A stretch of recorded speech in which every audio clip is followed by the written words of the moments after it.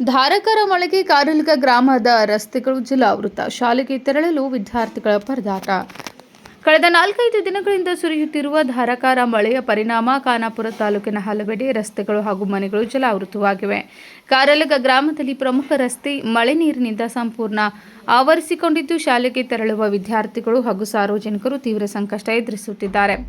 ರಸ್ತೆಯಲ್ಲಿ ನೀರು ನಿಂತಿರುವುದರಿಂದ ವಿದ್ಯಾರ್ಥಿಗಳು ಜೀವ ಭಯದ ನಡುವೆಯೇ ಶಾಲೆಗೆ ತೆರಳಬೇಕಾದ ಅನಿವಾರ್ಯತೆ ಎದುರಾಗಿದೆ.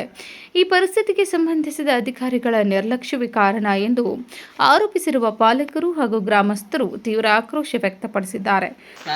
माझं नाव ओमकार पाटील, मी कारंजा गावचा रहिवासी आहे आणि इथून आता हे तुम्ही बघत आहे मागे पाणी सगळं साचून रोडावरती त्रास होत आहे लोकांना जाण्या येण्यासाठी. तिकडे बघू शकता तुम्ही कसं जात आहे आणि परत इथून हा मुख्य रस्ता शाळेसाठी जात आहे.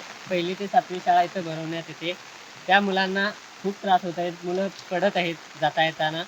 त्यांना योग्य ते ह्या पाण्याचा निचरा करून योग्य ते वाट दाखवावी ही प्रशासनाला विनंती आहे.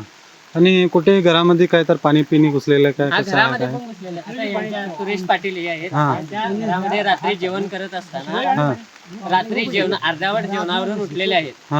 जेवण करतानाच पाणी घुसलं यांच्या घरात. किती वाजता ते रात्री? 9 वाजलेले.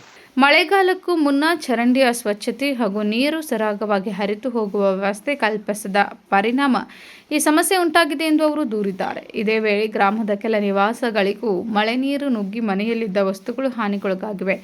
ಮನೆಯೊಳಗೆ ನುಗ್ಗಿದ ನೀರನ್ನು ಹೊರಹಾಕಲು ನಿವಾಸಿಗಳು ಹರಸಾಹಸ ಪಡಬೇಕಾಯಿತು. ಮಳೆ ನೀರು ನಿಂತಿರುವುದರಿಂದ ವಾಹನ ಸಂಚಾರಕ್ಕೂ ಅಡಚಣೆ ಉಂಟಾಗಿದ್ದು, ಗ್ರಾಮಸ್ಥರು ನಿತ್ಯದ ಸಂಚಾರದಲ್ಲಿ ತೊಂದರೆ ಅನುಭವಿಸುತ್ತಿದ್ದಾರೆ. ಕೂಡಲೇ ಸಂಬಂಧಪಟ್ಟ ಅಧಿಕಾರಿಗಳು ಸ್ಥಳಕ್ಕೆ ಭೇಟಿ ನೀಡಿ ರಸ್ತೆ ಹಾಗೂ ಚರಂಡಿಯ ದುರಸ್ತಿ ಕಾಮಗಾರಿ ಕೈಗೊಂಡು ಸಮಸ್ಯೆಗೆ ಶಾಶ್ವತ ಪರಿಹಾರ ಕಲ್ಪಿಸಬೇಕೆಂದು ಗ್ರಾಮಸ್ಥರು ಆಗ್ರಹಿಸಿದ್ದಾರೆ. Nagesh Naikar, KMM news, Khanapur.